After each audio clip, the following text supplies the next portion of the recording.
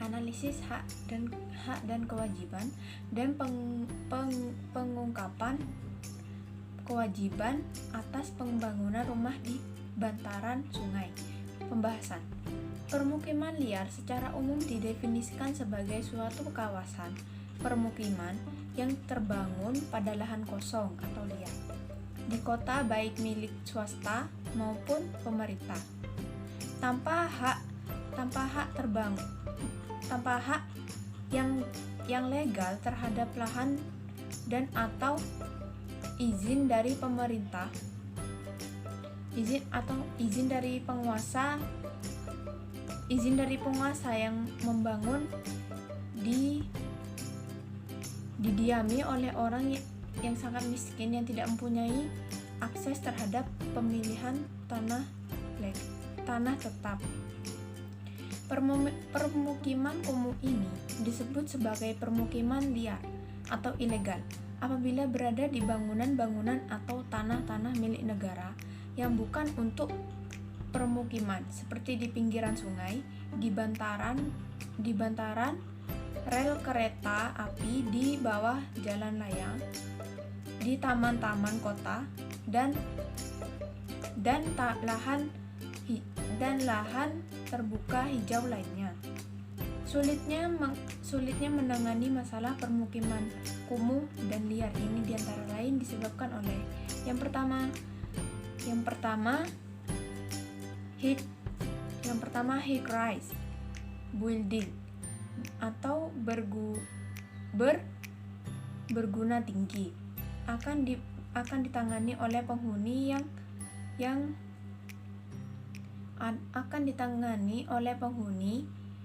yang tergusur, memerlukan biaya besar karena biaya yang digunakan bukan hanya untuk membangun kamar tidur saja.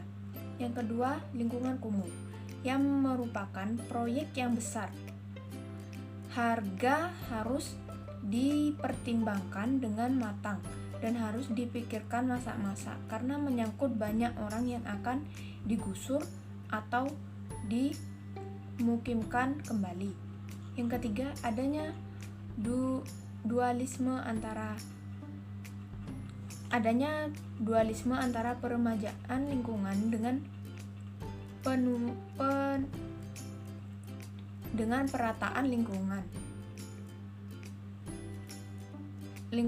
Penghuni rumah kumuh biasanya masih lebih sering tinggal di rumah kumuhnya daripada di rumah sewa.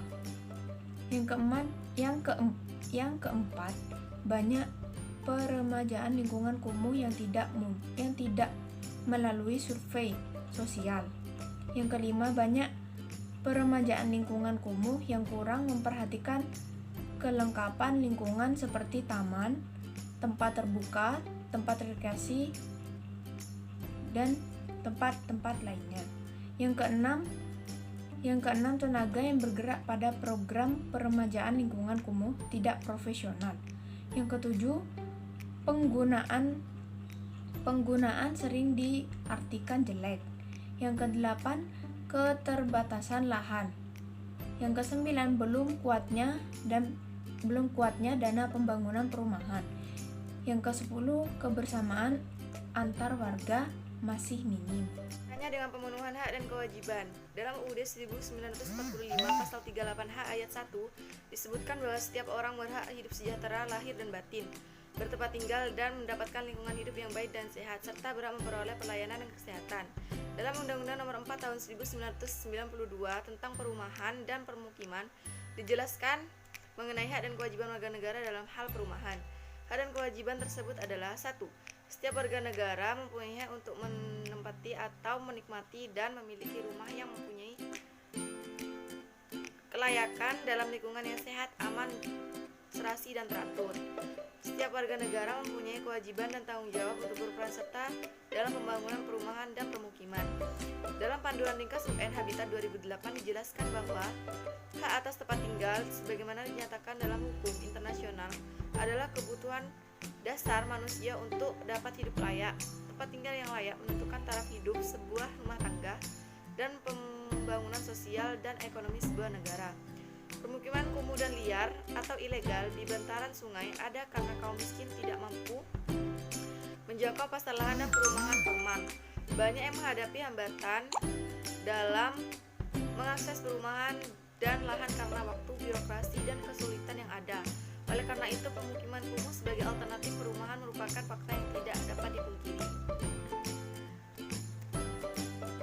Telah terjadi dikotomi antara aksesibilitas terhadap sumber daya perumahan dan permukiman yang semakin mahal, dengan kebutuhan akan lokasi tempat tinggal yang aksesibel pada tempat kerja dan usaha, fasilitas umum, dan pelayanan publik. Diperkuat dengan realitas tekanan sosial dan ekonomi dan kependudukan, maka situasi inilah yang mendorong terjadinya konsentrasi perumahan dan permukiman yang padat, miskin, dan kumuh. Penguasaan dan pembangunan lahan oleh warga masih banyak yang lemah dari sisi hukum dan administrasi, seperti bantaran sungai, pinggiran rel, tanah makam, dan tanah menganggur. Lalu bagaimana upaya pemerintah dalam menangani pemukiman kumuh dari luar ini? Beberapa penggusuran di Padang Aksyah secara hukum, tapi kebanyakan tetap menyebabkan kemiskinan dan penghancuran terhadap investasi atas rumah dan sistem pengamanan sosial sebagai dampak dari penggusuran pajak. Masalah penggusuran pemukiman erat kaitannya dengan masalah kemanusiaan, karena perumahan adalah sebagian dari HAM, dan penggusuran merupakan bentuk pelanggaran terhadap HAM. Aspek hukum biasanya mempunyai sisi yang berlawanan dengan aspek kemanusiaan. Dalam hal ini diperlukan adanya tinjauan yang seimbang dalam melihat permasalahan penggusuran dari sisi hukum dan kemanusiaannya.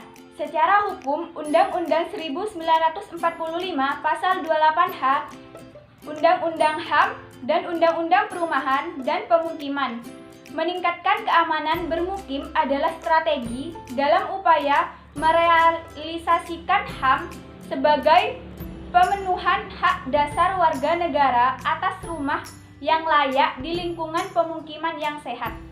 Pengingkaran kewajiban pemerintah dalam kewajiban terkait pemukiman ilegal. 1. Undang-Undang Nomor 4 Tahun 1992 tentang Perumahan dan Pemukiman Pasal 27, pemerintah belum maksimal melakukan pengawasan dan pengendalian untuk meningkatkan kualitas pemukiman. 2. Instruksi Presiden Nomor 5 Tahun 1990 tentang peremajaan permukiman kumuh di atas tanah negara. Pemerintah tidak melakukan pembongkaran atau penerbitan pemukiman kumuh yang berada di atas tanah negara. Ketiga, Peraturan Menteri Pekerjaan Umum Nomor 39 Tahun 1989 tentang pembagian wilayah sungai. Pemerintah tidak melakukan penjaminan terhadap terselenggaraannya usaha-usaha perlindungan pengembangan air secara menyeluruh dan terpadu pada satu daerah pengaliran sungai atau lebih, dengan tujuan untuk memberikan manfaat yang sebesar-besarnya bagi kepentingan masyarakat di segala bidang kehidupan. Nomor 4. Peraturan Menteri Pekerjaan Umum Nomor 63 Tahun 1993 tentang garis sempadan sungai, daerah manfaat sungai dan bekas sungai, yaitu pemerintah tidak melakukan pengelolaan dan pembinaan pemanfaatan daerah manfaat sungai. Yang kelima, Peraturan Pemerintah Nomor 35 Tahun 1991, pemerintah tidak melakukan pengaturan masalah sungai sebagai sumber air. Diperlukan agar sungai dapat dikelola dengan baik serta dapat digunakan secara optimal bagi kepentingan masyarakat secara tertib dan teratur. Dalam penanganan squatters atau permukiman di atas lahan ilegal, baik di perkotaan maupun di luar perkotaan, maka bangunan apapun yang berdiri direkomendasikan untuk dipindahkan atau direlokasikan ke lokasi yang lebih aman sesuai dengan rencana tata ruang yang ada, kecuali bangunan atau fasilitas kegiatan terkait dengan pengairan atau infrastruktur untuk kepentingan umum. Jika penggusuran dinilai sebagai solusi terakhir yang harus dilakukan, maka upaya ini juga mempunyai prosedur yang harus dijalankan, sehingga dampak yang ditimbulkan dapat diminimalkan. Solusi penggusuran hampir dipastikan akan disertai dengan upaya relokasi atau permukiman kembali. Upaya mengatasi dengan cara perencanaan permukiman kembali. Yang pertama yaitu masyarakat harus diorganisir. Masyarakat harus diorganisir dan disiapkan agar mampu menegosiasikan bentuk permukiman kembali yang baik, dan juga dapat membangun permukiman baru secara kolektif agar relokasi yang terjadi tetap memenuhi kebutuhan setiap warganya. Yang kedua, pemberian informasi mengenai kegiatan permukiman kembali. Forum publik harus disiapkan jauh sebelum kegiatan permukiman kembali. Menjelaskan proses pelaksanaan, kondisi pemilihan lahan, jumlah biaya yang dibutuhkan untuk penyiapan lahan dan pelayanan dasarnya. Yang ketiga, melakukan survei masyarakat. Sebaiknya survei lengkap dilakukan untuk membantu komunitas dan pihak terkait membuat keputusan mengenai siapa yang berhak atas kepemilikan lahan di tempat permukiman kembali. Survei data yang diverifikasi oleh kedua belah pihak harus dilakukan untuk memastikan proses pemberian lahan yang adil dan transparan. Yang keempat, menyiapkan rencana baru. Masyarakat memerlukan waktu dan pendampingan untuk mengorganisir dirinya serta memilih tipe rumah sebagai dasar pertimbangan luas lahan yang dibutuhkan, tipe rumah serta fasilitas dan ruang publik yang ingin didapatkan permukiman baru. Jika lokasi baru telah ditentukan sebelumnya, maka rencana baru ini bisa dikaitkan dengan perencanaan kebutuhan calon penghuni di tempat yang telah ditentukan. Kepemilikan lahan di tempat permukiman kembali.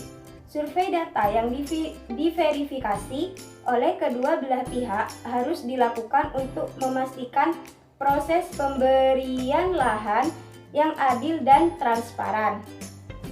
Yang keempat, menyiapkan rencana baru.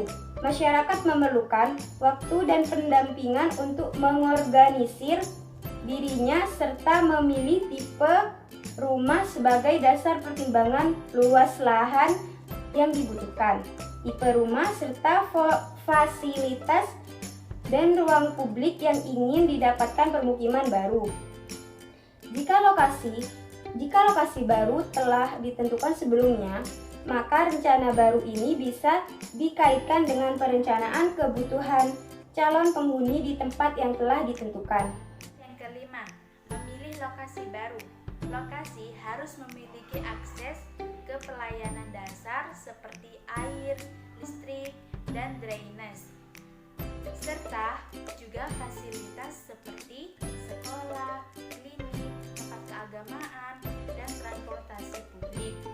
Pilihan lokasi baru harus disepakati oleh yang terkena dampak, sehingga lokasi yang ditetapkan ini dapat digunakan secara optimal. Dan yang keenam, menyiapkan lokasi pemukiman baru.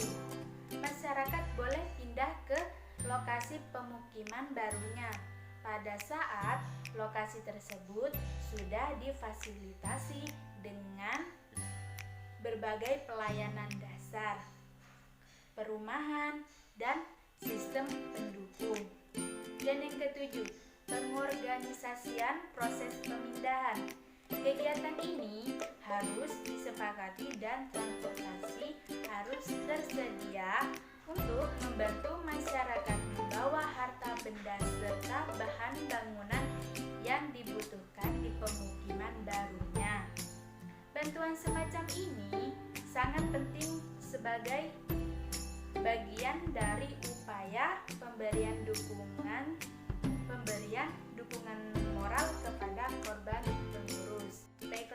kesimpulannya yaitu rumah adalah hak dasar dari setiap individu. Pemenuhan hak dan kewajiban atas kebutuhan perumahan merupakan hal yang mutlak untuk dilakukan. Masalah yang sering timbul adalah bagaimana menyediakan perumahan yang layak dan terjangkau oleh masyarakat yang berpenghasilan rendah. Dilema pengurusan pemukiman liar terus bergulir dari waktu ke waktu, tidak dapat dimungkiri. Kesalahan ini tidak hanya terletak pada warga pemukiman liar, namun juga pemerintah yang telah memberikan pengakuan dan fasilitas kepada pemukiman liar ini. Tinjauan dari sisi hukum dan humanisme di atas setidaknya dapat memberikan masukan kepada semua pihak bagaimana menangani kasus pemukiman liar di perkotaan dengan atau tanpa pengurusan. Jika pengurusan merupakan pilihan terakhir yang harus dilakukan, pelibatan masyarakat dalam proses relokasi sejak awal sampai dengan pemindahan ke lokasi baru adalah hal yang mutlak diperlukan, sehingga dampak yang ditimbulkan dari pengurusan dapat diminimalkan. Sekian, wassalamualaikum warahmatullahi wabarakatuh.